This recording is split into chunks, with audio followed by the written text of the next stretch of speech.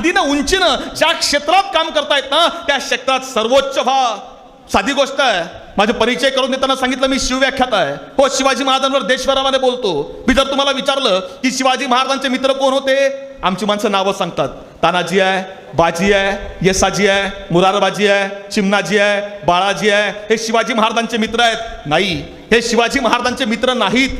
हे शिवाजी महाराजांच्या आई मासाहेब जिजाऊ यांनी जोडून दिलेले मित्र आहेत. का? कारण जिजाऊंना माहिती आहे की आपल्या मुलाचे मित्र कोण आहेत यावर आपल्या मुलाचं भविष्य अवलंबून असतं. आपल्या मुलाचे मित्र जर चांगले असतील तर आपला मुलगा चांगल्या वळणावर चालणार, आणि आपल्या मुलाचे मित्र जर वाईट आणि व्यसनी असतील तर आपला मुलगा वाईट मार्गावर चालणार. हे साधं सोपं तत्वज्ञान आहे, आणि हेच तत्वज्ञान जिजाऊंनी आचरणामध्ये आणलं आणि एक एक माणूस सोबत जोडून दिला. काय सांगितलं असेल माणसांना? बरं, कशी जोडली असतील? साधी गोष्ट आहे. पलीकडं जावळीचं खोरं आहे, आणि जावळीच्या खोऱ्यामध्ये उमरठ नावाचं एक गाव आहे. सायंकाळची वेळ आहे आणि गावामध्ये दवंडी देणारा आलाय, आणि दवंडी देणारा आवाज देतोय, ऐका हो ऐका, पुण्यामधून लाल महालामधून मासाहेब जिजाऊ आणि बाल शिवबाराजे यांनी दवंडी पाठवली आहे. काय? की जो कोणी शेतकऱ्याच्या पिकाचं नुकसान करणाऱ्या रानडुकराला मारून आणील त्याला एक रानडुक्कर मारल्यावर सोन्याचा एक होन बक्षीस दिला जाईल. ऐका हो ऐका. दवंडी देणारा निघून गेला, आणि एक छोटंसं पोरगा आपल्या भावाला विचारतंय, अरे दादा, चालतोस का पुण्याला? मारूया रानडुक्कर आणि घेऊन जाऊया पुण्यामध्ये. भाऊ म्हटला, काय करायचंय रानडुक्कर, आणि कशाला पाहिजे रे आपल्याला सोनं? दादा, सोनं नको रे, शिवबाराजा भेटन की. अरे मासाहेब भेटतील की, चल की रे दादा.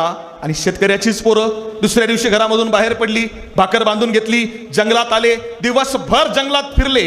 एक नाही, दोन नाही, 3 रानडुकरं मारली, पाय तोडले, खांद्यावर टाकलेत आणि आलेत पुण्यामध्ये. लाल महाला समोर आले, दरवाजा बंद बघितला आणि आवाज दिला, ओ मासाहेब, अरे कोणी आहे का वाड्यात?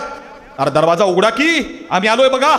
आणि मासाहेबांनी दरवाजा उघडला, बाहेर बघितलं की 2 शेतकऱ्याची पोरं उभी आहेत. मासाहेबांनी विचारलं, कोण रे तुम्ही, का आवाज देतायत? आणि एकानं सांगितलं, मासाहेब तुम्ही दवंडी पाठवली होती की जो कोणी शेतकऱ्याच्या पिकाचं नुकसान करणाऱ्या रानडुकराला मारून आणील त्याला एक रानडुक्कर मारल्यावर सोन्याचा 1 होन बक्षीस दिला जाईल. मासाहेब, 3 रानडुकरं म्याच मारलीत बघा.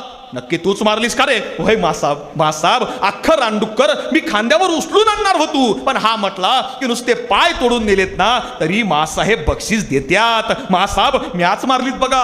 बहादूर दिसतोस रे. नाव काय तुझं? मासाहेब, म्या तानाजी, माझा भाऊ सूर्याजी. तानाजी, अरे येतोस का स्वराज्यामध्ये? येतो ना मासाहेब. पण मासाहेब, एक सांगू का? म्हटले, काय? मासाहेब, मला दुसरं काहीच येत नाही बघा, मला फक्त तलवार चालवता येते. आणि कडाडल्या मासाहेब, तान्हा, अरे माणसाला थोडंच यावं, पण असं यावं की त्याला जगाच्या पाठीवर तोड नसावी. तुला येतं ना? ये स्वराज्यात, ये स्वराज्यात. असा एक एक माणूस उभा केला. काय सांगितलं? थोडं आलं पाहिजे, पण असं आलं पाहिजे ना की ज्या क्षेत्रात आपण काम करतोय त्या क्षेत्रात आपल्याला सर्वोच्च ठिकाणी जाता आलं पाहिजे. माझ्या भावांनो बहिणींनो, तुम्ही कोणत्याही क्षेत्रामध्ये जा, तुम्ही राजकारणात जा, समाजकारणात जा, शिक्षणामध्ये जा, आर्थिकरणामध्ये जा, वेगवेगळ्या IIT मध्ये जा, कोणत्याही क्षेत्रामध्ये काम करा, पण आपल्याला जे आलं पाहिजे ना त्या क्षेत्रात आपल्याला सर्वोच्च व्हायचंय. हे ज्यावेळी तुम्ही आम्ही ठरवतो ना त्यावेळी आपला सन्मान हा त्या ताकदीचा होतो. ही गोष्ट पहिल्यांदा काळजावर कोरून ठेवा, कारण पालक वर्ग मोठ्या संख्येनं आहे. शिक्षणाची परिस्थिती आज काय आहे हे मी तुम्हाला सांगायची गरज नाही. ताई, मी 5-6 महिने झाले असतील, म्हणजे छत्रपती संभाजीनगर आत्ताचं म्हणजे औरंगाबादला 5-6 महिन्यापूर्वी माझं औरंगाबादला व्याख्यान होतं. आणि आता मी राहायला पुण्यामध्ये आहे, पण वर्षभर प्रवास चालू असतो शिंदे साहेब, त्यामुळे पाठ दुखते. आणि मग विचार केला की आपल्याला औरंगाबादला म्हणजे संभाजीनगरला व्याख्यानाला जायचंय ना, आपण गाडीनं नेता आपण शिवशाहीने जाऊया, म्हणजे आराम करता येईल. बनकले साहेब, पुण्यामध्ये शिवाजीनगरला आलो, शिवशाहीमध्ये बसलो, शिवशाही चालू झाली आहे. शिवशाही अहमदनगर पर्यंत आली. अहमदनगरला आल्यावर माझ्या बाजूच्या सीटावर एक म्हातारी आजी येऊन बसली. आजीसोबत एक 3-4 वर्ष वयाचं पोरगं होतं, नातू असेल आजीचा. गाडी चालू झाली आहे, आणि गाडी चालू झाल्यानंतर आजी झोपायचा प्रयत्न करते, पण ते पोरगं काय आजीला झोपू देत नाही. सारखं आजीची पिशवी ओढ, आजीचा पदर ओढ, आजीची पाण्याची बाटली ओढ, आजीला सारखा त्रास देतोय. मी बराच वेळा हा गोंधळ बघतोय, आणि बऱ्याच वेळानं आजी मला म्हटली, बाळा मला जरा मदत करतो का? मी म्हटलं, आजी काय करू? आजी म्हटली, बाळा हे पोरगं काही झोपायला तयार होत नाही, मी याला उचलते, याचे पाय तू तुझ्या मांडीवर घे, याचं डोकं मी माझ्या मांडीवर घेते, याला मी जरा थापडते, म्हणजे हे जरा पटकन झोपेल. मी म्हटलं, आजी हरकत नाही. आजीनं ते पोरगं उचललं, त्याचे पाय माझ्या मांडीवर दिले, डोकं आजीच्या मांडीवर घेतलं आणि आजीनं ते पोरगं थापडवायला सुरुवात केली आहे. आजी त्या पोरला थापडवतीये, झोपवतीये आणि म्हणतीये, झोप रे डिप्लोमा, झोप रे डिप्लोमा, झोप रे डिप्लोमा. आता मला काही कळे ना, म्हातारी या पोराला डिप्लोमा का म्हणतीये. मी आजीला विचारलं, आजी तू या पोराला डिप्लोमा का म्हणतीये. आजी म्हटली, बाळा यो माझा नातू आहे, माझ्या पोराला डिप्लोमा करायला पुण्याला पाठवला होता, त्यानं डिप्लोमा काही केला नाही, तो यालाच घेऊन आला म्हणून याचंच नाव डिप्लोमा ठेवलं. म्हटलं ही परिस्थिती आहे.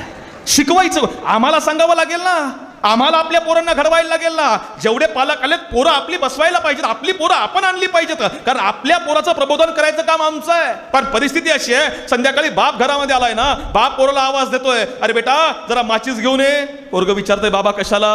बाप सांगतो, आण सिगरेट पेटवायची आहे. ताई पोरग माचीस अशी आणून देतोय की बाप जणू काय आता ऑलिम्पिकची मशाल पेटवणार आहे. आणि दुसऱ्या दिवशी मग आणि त्या बापाचं सुरू, मग तोंडातून धूर, कानातून धूर, नाकातून धूर. दुसऱ्या दिवशी ते पोरगा अख्ख्या वर्गात सांगतं, काय आपला बाप म्हणजे एक नंबर जादूगार आहे, सगळीकडून धूर काढतो, सगळीकडून धूर काढतो. पण तेच पोरग जेव्हा म्हातारपणी आईबापाचा धूर काढतं ना, तेव्हा आम्हाला संस्कारांची किंमत कळते. कारण रुजवायला इथून लागतील, सांगावे इथून लागतील, द्यायला इथून लागतील. आम्हाला पिढी घडवायची ना, त्यांच्या डोळ्यासमोर चांगला आदर्श उभा करा. आणि हा आदर्श मंचरच्या मातीमध्ये मृणालताईनं उभा केला. मला एक सांगा, एवढे मुलं आणि मुली या ठिकाणी बसलेत. मागच्या 10 वर्षापूर्वी मराठीमध्ये एक पिक्चर आला होता, ज्या पिक्चरनं 100 कोटी रुपये कमवले. मराठीतला पहिला पिक्चर आहे, बरोबर. काय नाव पिक्चरचं?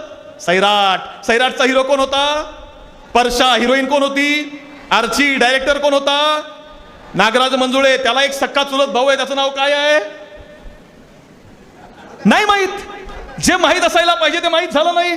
काय झालं मलाही केव्हा माहित पडलं माहिती आहे? सोलापूर जिल्ह्यामध्ये करमाळा तालुका आहे. करमाळ्यामध्ये व्याख्यानाला गेलो तेव्हा घटना समजली. सोलापूर ते करमाळा, आणि त्या करमाळ्यापासून एक 18 किलोमीटर अंतरावरती गाव आहे. गावाचं नाव आहे जेऊर. हे 17-18 किलोमीटर रस्त्याचं काम चालू आहे आणि मजूर कुटुंबातल्या स्त्रिया त्या रस्त्यावर काम करतायत. 22-23 वर्षापूर्वीची घटना आहे. हातामध्ये घन घ्यावा, घनानं दगड फोडावा आणि दगड फोडल्यावर बारीक खडी जी खाली उरते ना, ती खडी उचलावी आणि ती रस्त्यावर टाकावी, असं काम या स्त्रियांचं चालू आहे. त्या ठिकाणी एक स्त्री काम करते आहे, नवरा नाही आहे आणि एक 5 वर्ष वयाचा पोरगा त्या स्त्रीला आहे. आणि त्या पोराला घरामध्ये सांभाळायला कोणी नाही, म्हणून ती बाई त्या आपल्या पोराला सोबत घेऊन आली आहे. सकाळ झाली, आईनं काम चालू केलंय. आई रस्त्यावर दगड फोडतेय, पोरगा समोर माती माती दगड दगड खेळतय. दुपारची जेवण झाली, आईनं पुन्हा घन उचलला आणि पोरगा समोरच्या बाजूला खेळतय. आणि आईनं घन उचलला, पोरगा समोर खेळतय आणि आईचं लक्ष पोराकडे नाहीये. आणि बघता बघता आई घन दगडावर मारणार, त्याच वेळी समोर खेळणारं पोरग हे वेगानं आईकडे धावत आलं. आईचं लक्षच नाहीये. आईनं घन दगडावर मारला, दगड फुटला, पण फुटलेल्या दगडामधून एक टोकदार खडी उडाली आणि पोराच्या उजव्या डोळ्यात घुसली. डोळ्यामधून रक्त वाहायला लागलं. आईनं पटकन पोरग जवळ केलं, पदर घेतला, त्या पोराच्या डोळ्याला लावला. अख्खा पदर रक्तानं माखला आणि कोणतरी म्हटलं, ओ बाई हे पोरग उचला, दवाखान्यात घेऊन जा. बाईनं ते पोरग उचललं, करमाळ्याच्या सरकारी दवाखान्यात नेलं. डॉक्टरांनी डोळा बघितला. डॉक्टर म्हटले, बाई इथं होत नसतं, नगरच्या डोळ्यांच्या डॉक्टरकडे न्या. डोळ्यांच्या डॉक्टरकडे पोरगं आणलं. डॉक्टरनं चिमट्यानं अलगद दगड बाहेर काढला आणि या बाईला सांगितलं, बाई या पोराच्या डोळ्यामध्ये आतमध्ये बारीक बारीक खडी गेली आहे आणि पुढच्या 3 दिवसामध्ये जर या पोराच्या डोळ्याचं ऑपरेशन तुम्ही केलं नाही तर हा पोरगा उजव्या डोळ्यानं अंध होऊ शकतो. बाईनं घाबरत घाबरत विचारलं, डॉक्टर ऑपरेशनला खर्च किती आहे? डॉक्टर म्हटले 40,000 रुपये लागतील. बाई रडायला लागली. म्हटले, डॉक्टर रस्त्यावर दगड फोडते मी, अहो नवरा नाही आहे, एकुलतं एक पोरगा आहे. डॉक्टर तुमच्याकडे येताना मुकादमकडून 400 रुपये उसने घेतले आणि तेव्हा इथंपर्यंत आली आहे, 40,000 आणू कुठून? डॉक्टर एकुलतं एक पोरग, माझ्या पोराचा डोळा वाचवा. डॉक्टर म्हटले, ताई 30,000 रुपये किमान खर्च आहे, किमान तेवढे तरी भरावे लागतील, त्याशिवाय ऑपरेशन होऊ शकत नाही. बाईला काय करावं कळत नाही आहे. बाईनं पोरग उचललं, घरी आणलं, सगळीकडे पैसे मागून बघितले, कोणी पैसे द्यायला तयार नाही. 8 दिवस पोरग घरामध्ये आहे आणि पोरग उजव्या डोळ्यानी अंध झालं. आता आई विचार करते की मी पुन्हा कामावर गेले, पुन्हा दगड फोडायला लागले आणि पुन्हा पोराला सोबत न्यावं लागणार, कारण घरी सांभाळायला कोणी नाही. आणि जर पोरग सोबत नेलं आणि चुकून पुन्हा एखादी खडी उडाली आणि या पोराच्या डाव्या डोळ्यात गेली तर माझं पोरग दोघं डोळ्यांनी अंध होईल. या अंध पोराला सांभाळणार कोण? मग नाही जायचं कामावर, ठीक आहे, कामावर नाही जायचं, मग खायचं काय? परिस्थिती वाईट आहे, गरिबी वाईट असते, खायचं काय प्रश्न निर्माण झालाय. आणि एके दिवशी सायंकाळी शेजारच्या घरामधली म्हातारी बाई घरी येऊन बसली आहे. तिनं विचारलं, काय ग पार्वता, तू कामावर का जात नाहीस? आणि ही बाई सांगतेय, ताई कसं जाऊ कामावर? पुन्हा कामावर गेले आणि पुन्हा जर एखादी खडी उडाली आणि या पोराच्या डाव्या डोळ्यात गेली तर माझं पोरग दोन्ही डोळ्यांनी अंध होईल, मी कसं जाऊ कामावर? म्हातारी हुशार होती, ती म्हटली, अगं तुला काही कळतं का? तुझं पोरग 5-5.5 वर्ष वयाचं झालं ना? म्हटले हो. मग टाकी पोराला जिल्हा परिषद शाळेत गुरुजी सांभाळल की पोराला? शाळेत खायला पण भेटतं. पटलं. दुसऱ्या दिवशी पोरग उचललं, गावातल्या मराठी शाळेत टाकून दिलं. म्हणजे आईनं सकाळी 10 वाजता कामावर जावं, पोराला शाळेत सोडावं. आईचं काम चालू झालं, पोराची शाळा चालू झाली आहे. सायंकाळी येताना आईनं पोराला घेऊन यावं. सकाळ झाली की आई कामावर, पोरग शाळेमध्ये. पोरग पहिलीत गेलं, दुसरीत गेलं, 5वीत गेलं, 7वी मध्ये पोरग गेलं. आणि एके दिवशी आई कामावर निघाली आहे, पोरग शाळेमध्ये गेलंय आणि आई रस्त्यावर दगड फोडायचं काम करते. आणि त्यावेळी त्या रस्त्यानं सोलापूरचे कलेक्टर निघाले होते. आता कलेक्टर साहेबांना या स्त्रियांना काम करताना बघितलं. कलेक्टरनं गाड्या थांबवल्या. आता कलेक्टरनं काम बघायला सुरुवात केली. काम नेमकं काय चालू आहे?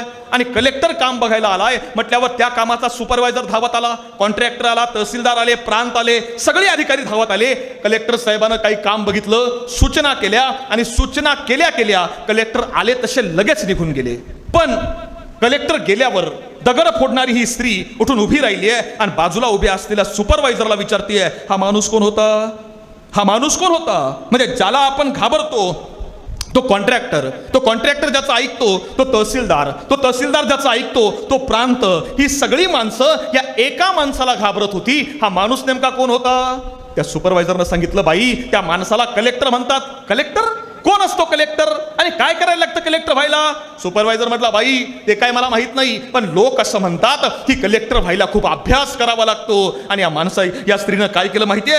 हिने हातामधला घन तिथंच फेकला, काम तसंच सोडलं, घरी धावत आली आहे. 7वीच्या वर्गात शिकणाऱ्या आपल्या पोराला शाळेमधून घेतलं, त्याला घरात आणलं, त्याचे पटापटा मुके घेतले आणि त्याला सांगितलं, बाळा आयुष्यात तुला काही नाही करता आलं ना चालेल, पण बाळा तुला कलेक्टर व्हायचं आहे.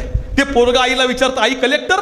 कोण असतो कलेक्टर आणि काय करायला लागतं कलेक्टर व्हायला? आई म्हटली, बाळा ते काय मला माहित नाही, पण लोक असं म्हणतात की कलेक्टर व्हायला खूप अभ्यास करावा लागतो. आणि ते पोरग म्हणतं, आई मी करतो ना अभ्यास. अरे पण कसा?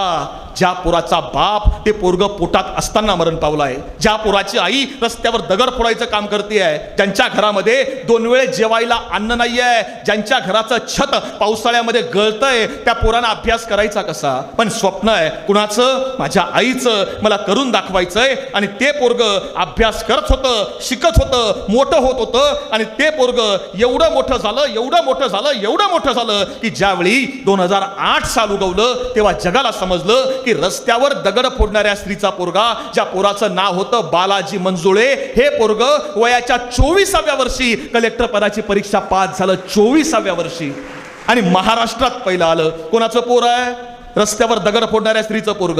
आणि हेच बालाजी मंजुळे 2017 पर्यंत महाराष्ट्र राज्याचे अपंग कल्याण आयुक्त म्हणून मुंबई मंत्रालयामधून संपूर्ण राज्याचा कार्यभार बघत होते. एका कामाच्या निमित्तानं मी मंत्रालयामध्ये गेलो, त्यांच्या नावाची पाटी बघितली, सहज जाऊन भेटावं असं वाटलं. त्यांना जाऊन भेटलो, त्यांना सांगितलं, साहेब तुमचा इतिहास सगळा मला माहिती आहे, तुम्ही कुठून आलाय हे सुद्धा मला माहिती आहे, फक्त विचारायचं एवढंच आहे की तुम्ही इथंपर्यंत आलात कसे? नेमकी जिगर काय होती काळजामध्ये? त्या माणसानं मला काय सांगितलं माहिती आहे? या माणसानं सांगितलं की यशवंत, मी ज्या खुर्चीवर बसलोय ना, त्या खुर्चीच्या समोर टेबल आहे, त्या टेबलाच्या वरती काच आहे आणि त्या काचेच्या खाली एक फोटो आहे. आणि त्या फोटोकडे जेव्हा बघितलं ना मी, आजही मी त्या फोटोकडे ज्यावेळी बघतो ना, त्यावेळी त्या फोटोकडे बघितल्यानंतर माझ्या अंगामध्ये 12 हत्तींचं बळ येतं आणि मी पाहिजे ते काम करू शकतो. आणि म्हणून या फोटोला आदर्श म्हणून मी इथंपर्यंत आलोय. मला कळत नव्हतं तो फोटो कोणाचा. मी खुर्चीवर उठून उभं राहिलो, त्यांच्या बाजूला आलो, खाली वाकून बघितलं, तो फोटो बघितला. तो फोटो कोणाचा होता माहिती आहे? तो फोटो होता त्यांच्या आईचा. म्हणजे आपल्या आईचा फोटो बघितल्यानंतर जर एखाद्या पोरामध्ये 12 हत्तींचं बळ येत असेल तर आमची आई आमच्याकरता किती राबते आहे. अरे मगाशी बोलता बोलता मृणालताई सहज बोलून गेली ना, अरे मी शिक्षक झाली आहे, आता सर्वस्वी श्रेय हे माझ्या आईचं आहे. एक आई काय करू शकते हे तुम्ही आज बघितलं. आज माझा तुम्हाला सवाल आहे, आम्ही आमच्या आई करता काय करतो? आम्ही आमच्या वडिलांकरता काय करतो? आता मुळात प्रश्न सुद्धा हा विचारायला पाहिजे की आता आई वडील सुद्धा मुलांकरता काय करतात. कारण वस्तुस्थिती अशी आहे की मी तुमच्या भावाच्या, तुमच्या मुलाच्या वयाचा आहे. गावखेड्यांमधली परिस्थिती साहेब इतकी बिघडली आहे की हातामधला मोबाईल आणि घरामधला टीव्ही माणसांना सुधरू देत नाही. म्हणजे तरुण मुलं किंवा तरुण मुली लांब आहेत, म्हातारी आजी सुद्धा टीव्हीच्या समोरून बाजूला सरकायला तयार नाही. मी परवा एका मराठवाड्यामध्ये व्याख्यानाला होतो आणि सर तिथं व्याख्यानाला गेल्यानंतर घटना समजली. एक म्हातारी आजी मेडिकलवाल्याकडे गेली आहे, त्याला सांगतेय, बाळा माझी दाढ दुखतेय, मला जरा गोळ्या लिहून देतोस का? मेडिकलवाल्यानं 2 गोळ्या काढल्या. आजीला म्हटलं, आजी ही पांढरी गोळी जी आहे ती 7:30 वाजता जेवणाच्या आधी घ्यायची आणि 7:30ला जेवायला बसायचं. जेवण झालं की 8 वाजता लाल गोळी घ्यायची. आजी म्हटली, लेकरा मला घड्याळ कळत नाही, घरामध्ये पोरंही नाहीत, गोळ्या घ्यायच्या कशा? मेडिकलवाला हुशार होता. तो म्हटला, आजी टीव्ही बघतेस का? म्हटला.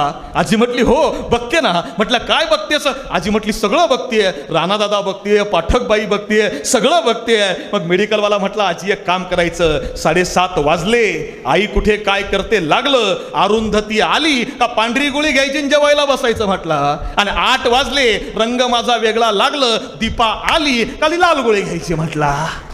ही परिस्थिती आहे. हातातला सारी गोष्ट आहे की आई रील्स बघतीये, आई फेसबुकला रील्स बघतीये, बाप इंस्टाग्रामला रील्स बघतोय, भाऊ युट्यूबला रील्स बघतोय. मुलांना मुलींना वाटणारच आहे आपण रील्स बनवावे.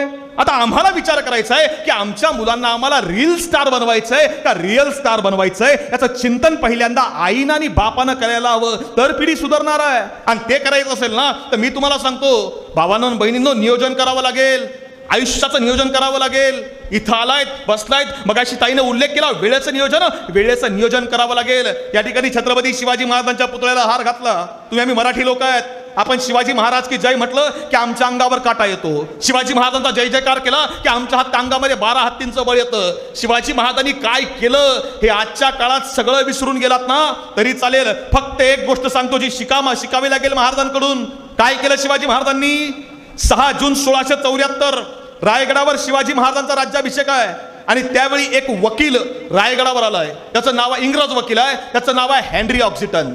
त्यानं डायरी लिहिली आहे आणि त्याच्या डायरीची पानं ही भारतामधल्या इतिहासकारांनी आणलीत. त्या डायरीमध्ये तो लिहितो काय की मी रायगडावर आलोय आणि रायगडावर आल्यावर मी शिवाजी महाराजांचा किल्ला बघितला. अरे काय किल्ला बांधलाय शिवाजी महाराजांनी? मी पायथ्याला उभा आहे, असा किल्ला जगात कुठंच नाही. या किल्ल्याची रचना अशी आहे की एका वेळी फक्त एक माणूस वरती जाऊ शकतो, अशी रचना शिवाजी महाराजांनी केली आहे. अप्रतिम किल्ला आहे. म्हणजे 1 लाख सैन्य जरी किल्ला जिंकायला आलं तरी सैन्य वरती जाऊ शकत नाही. का? कारण एका वेळी वरती एकच माणूस जाईल अशी एवढीशी जागा आहे, किल्ला कोणी जिंकू शकत नाही. भयानक किल्ला बांधला आहे. आणि तो विचार करतोय की आपल्याला या किल्ल्यावर जायचंय. कसं जायचं कसं? त्यानं विचार केला, घोड्यावर जाऊ शकत नाही, पायी जायचं त्रास होणार. त्यानं पालखी घेतली आहे, त्याला पालखीमध्ये बसवलं गेलं आणि ती पालखी रायगडावर घेऊन चाललेत. आणि तो पालखीत बसल्यावर पण लिहितोय काय किल्ला बांधलाय, एका बाजूला सह्याद्री आहे, दुसऱ्या बाजूला डोंगर दरे आहेत, हा किल्ला कुणी जिंकू शकत नाही. आणि तो हेनरी ऑक्सिटन रायगडाच्या महादरवाजाजवळ आला आणि जागेवर थबकला.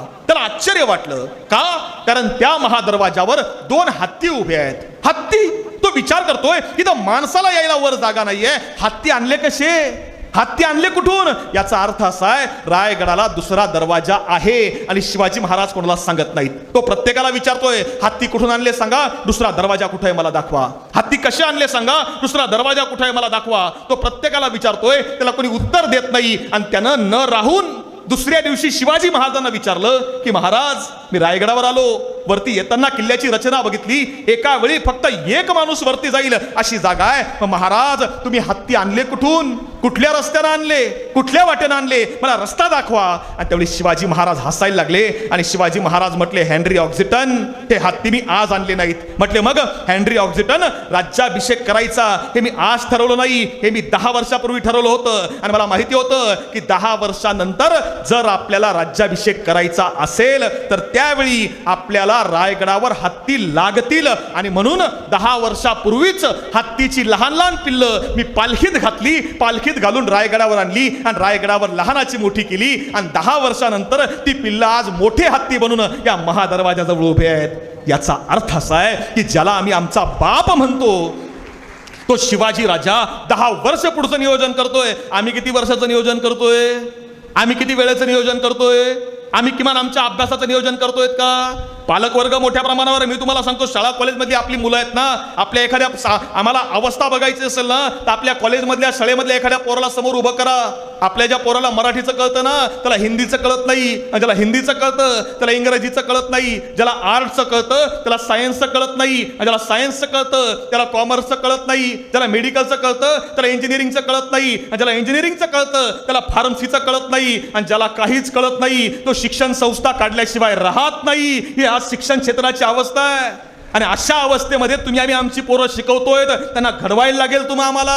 आम्हालाच कुंभारासारखा आकार द्यावा लागेल. लक्षात ठेवा, झाड ज्यावेळी लहान असतं ना त्यावेळी त्या शेतकरी आहेत आपण. जे पेरणार ते उगवणार आहे. ज्वारी पेरली म्हणून मका येत नाही, मका पेरला म्हणून कांदा येत नाही. जे पेराल ते उगवतं. चांगलं पेरलं तर चांगलं उगवणार आहे. आज मगाशी मला ताई एका गोष्टीचं आणखी समाधान वाटलं की तुमच्या स्वागताला बाकी कोणी जाऊ द्या, कोणी असलं नसलं, वारकरी संप्रदाय तुमच्या स्वागताला लहान लहान मुलं गळ्यामध्ये टाळ मृदुंग विना घेऊन होती. अहो, आमचा विचार तो आहे. आम्ही शिवरायांचे धारकरी, आम्ही तुकोबांचे वारकरी, पण या सगळ्यांच्या वाट्याला आज मृणालताईने त्यांचा संघ या ठिकाणी विचार सांगितले. मृणालताईने संघर्ष नाही सांगितला. इथपर्यंत येणं हे सोपं नाहीये, हे मिळवणं हे सोपं नाहीये. पावलो पावली संघर्ष आहे. पलीकडे आळंदी आहे. आळंदीमध्ये ज्ञानोबा रायांची पालखी निघतीये. लाखो लोक जमतात, लाखो लोक त्या पादुकांना स्पर्श करायला मिळावा, त्याचं दर्शन घेता यावं म्हणून लाखोंनी लोक गर्दी करतात. पण एकेकाळी ज्यावेळी त्या पादुकांमधले पाय आळंदीमध्ये चालत होते ना त्यावेळी त्या पायांना आळंदीमध्ये फिरू नये अशी व्यवस्था केली गेली होती. ताटी उघडा ज्ञानेश्वरा म्हणून इवलीशी मुक्ताई ज्ञानोबांना सांगतेय,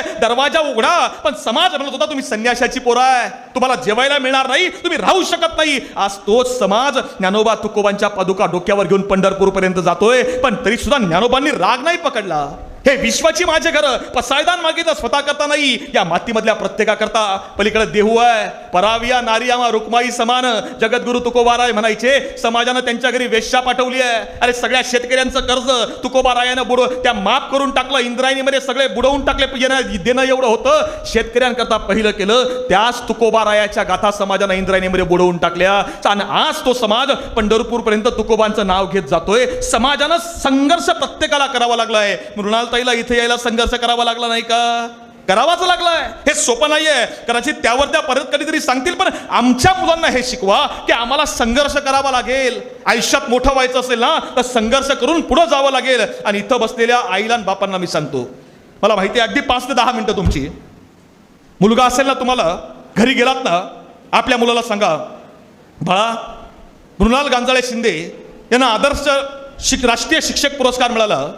देशभरामध्ये ज्या 50 शिक्षकांचा सन्मान झाला त्या एकामध्ये महाराष्ट्राच्या मातीमध्ये आमच्या 50-52 जिल्ह्यांमधून, राज्यातल्या 300 पेक्षा जास्त तालुक्यांमधून आणि हजारो गावांमधून आपल्या मंतरच्या मातीमध्ये कन्येला हा पुरस्कार सन्मान मिळाला. मी त्या कार्यक्रमाला गेलो होतो. तुम्हाला मुलगा असेल ना आपल्या मुलाला सांगा की बाळा तू आयुष्यात काही नाही कमवलंस ना चालेल. आज या ठिकाणी तुम्ही बघतायत ना कुठला आमदार नाहीये, खासदार नाहीये, मंत्री नाहीये, कुठला नाही, पण विचारपीठावर बसलोय कोण तर मृणालताईची आई बसली आहे, मृणालताईचे वडील बसले, त्यांचं कुटुंबीय बसले, सासू सासरे किंवा पती बसले असतील. कुटुंबातल्या माणसांचा सन्मान या ठिकाणी निमित्तानं झाला. तुम्ही घरी गेलात ना आपल्या मुलाला सांगा, बाळा तू काही नाही मिळवलंस ना चालेल, पण जगातला सर्वात मोठा पुरस्कार आपल्या मुलानं मिळवायला हवा हे आईबापानं शिकवलं पाहिजे. जगातला सगळ्यात मोठा पुरस्कार कोणता आहे?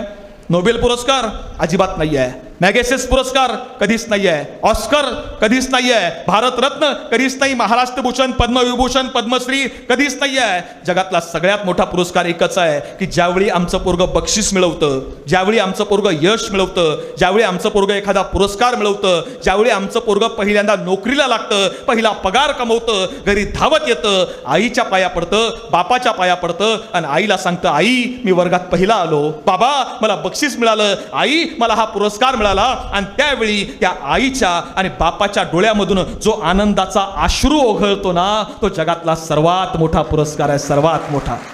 आपल्या मुलांनी तो मिळवायला हवा. जर तुम्हाला मुलगी असेल ना मी तुम्हाला सांगतो की इथं एवढ्या माझ्या भगिनी बसल्यात, मुलगी कुणाच्याही पोटी जन्माला येत नाही. मुलगी जन्माला यायला आई आणि बाप भाग्यवान असावे लागतात. भाग्यवान आई बापाच्याच पोटी पोरगी जन्म घेते. निसर्गही त्यांनाच देतो की ज्यांची सांभाळायची जिंद ताकद आहे. कुणाच्याही पोटी मुलगी जन्माला येत नाही. पण तुम्हाला मुलगी झाली असेल ना, तुमच्या पोटी मुलगी जन्माला आली असेल ना तर आपल्या मुलीला सांगा, बाळा आयुष्यात तू काही नाही कमवलंस ना चालेल, पण बाळा तुला जगातली सगळ्यात मोठी संपत्ती कमवायची आहे. जगातली सगळ्यात मोठी संपत्ती काय आहे? काय आहे? आपले वडील घरी बसले ना चालेल, आपली आई भाजीला तेल कमी आहे म्हणून अर्ध्या पळी भाजी बरे स्वयंपाक करत असली ना चालेल, आपला बाप फाटलेलं बनियन शिवून वापरत असला ना चालेल, आपली आई लोकांच्या घरी काम करत असली, आपला बाप MIDC मध्ये कामाला असला ना तरी चालेल. फक्त आपल्या वागणुकीमुळं आपली आई आणि आपले वडील यांची मान समाजात खाली झुकणार नाही याचा विचार करणं म्हणजे जगातली सगळ्यात मोठी संपत्ती कमवणं आहे. तो निर्णय, तो विचार आजच्या निमित्तानं आपण करावा अशी माझी तुम्हाला सगळ्यांना विनंती आहे. कारण परिस्थिती समाजामध्ये इतकी वाईट आहे सर, मी खूप लांबची उदाहरण तुम्हाला सांगत नाही. हे आपलं पुणे आहे पलीकडं, आपण एका जिल्ह्यामधली माणसं. पुण्यामध्ये गेलात ना तर 2 वर्षापूर्वी माझ्या गाडीमध्ये कदाचित कात्र नसेल, 2020-21 मधली घटना आहे, कोविडच्या काळातली. पुण्यामध्ये पुणे स्टेशन नावाचा परिसर आहे. स्टेशनच्या समोर एक चौक आहे, त्या चौकाचं नाव आहे मालधक्का चौक. त्या चौकामध्ये सिग्नल आहे. सिग्नलला भिकारी असतात. कोणी भीक मागतं, कोणी फुलं विकतं, कोणी फळं विकतं, कोणी पेन विकतं. म्हणजे नवरा तिथं, बायको तिथं, त्यांचा संसार तिथं, राहणं तिथं, खाणं सगळं आयुष्यच त्यांचं तिथं. आणि त्या पुण्यामधल्या त्या मालधक्का चौकामधल्या सिग्नलला नवरा बायको आणि त्यांची 3 वर्ष वयाची एक मुलगी राहत आहेत. दिवसभर भीक मागावी, सायंकाळी कोणी काही खायला दिलं ते खावं, अशी त्यांची गुजराण चालू आहे. आणि एके दिवशी दिवसभर भीक मागितली असेल, सायंकाळ झाली, रात्रीच्या वेळेला अंधार पडला, कोणीतरी खायला आणून दिलं, खाल्लं. नवरा दारू पिऊन झोपलेला होता, बायको आली तिथंच झोपली. 3-3.5 वर्ष वयाची पोरगी ही आईबापाच्या बाजूला येऊन झोपली आणि रात्री झोपेमध्ये चुकून ही मुलगी त्या फुटपाथवरून खाली पडली आणि रस्त्याच्या बाजूला येऊन झोपली आहे. आणि त्या रस्त्यानं रात्री 2 वाजता 27-28 वर्ष वयाचं एक पोरगं चाललं होतं. काय वाटलं कुणास ठाऊक, त्या 3-3.5 वर्ष वयाच्या पोरीजवळ आला, आजूबाजूला बघितलं, कुणी दिसत नाहीये. त्यानं अलगद त्या पोरीला उचललं. पलीकडच्या बाजूला रेल्वेचे खराब भंगार जुने डबे पडले होते, त्या डब्यांजवळ त्या पोरीला नेलं. ती मुलगी उठली आहे, ती अनोळखी माणूस बघितला, ती ओरडायला लागली, आरोळ्या मारायला लागली आणि तिचं तोंड दाबायला कागद, कपडा, रुमाल काही सापडत नाही म्हणून रस्त्याच्या बाजूला टायरचा एक तुकडा पडला होता. तो तुकडा उचलला, त्या 3 वर्ष वयाच्या पोरीच्या तोंडात कोंबला. 3 वर्ष वयाच्या पोरीवर बलात्कार केला, तिला तिथंच फेकून दिलं आणि निघून गेला. 2 वर्षापूर्वीची घटना आहे. का झालं मी सांगत नाही, जुनी माणसं इथं आहेत. 70 वर्षापूर्वी तुमच्या काळामध्ये कवी प्रदीप नावाचे लेखक होते. कवी प्रदीप म्हणायचे काय, आज सलामत कोई न घर है, सबको लुट जाने का डर है. हमने अपने वतन को देखा, आदमी के पतन को देखा. आज तो बहनों पर भी हमला होता है, दूर कहीं कोने में मजहब रोता है. रोती है सलमा, रोती है सीता, रोते हैं कुरान और गीता. आज हिमालय चिल्लाता है, कहा पुराना वो नाता है. डस लिया सारे देश को जहरी नागों ने, घर को लगा दी आग घर के चिरागों ने. 70 वर्षापूर्वी सांगितलं होतं, आज खरं झालं. का खरं झालं? तुम्ही आमचा इतिहास, आपण आपला इतिहास विसरलो, आपण आपला वारसा विसरलो. आपला वारसा काय आहे? छत्रपती शिवाजी महाराज हा तुमचा आणि आमचा वारसा आणि विचार आहे. काय विचार दिला शिवाजी महाराजांनी? 350 वर्षापूर्वी याच पुण्यात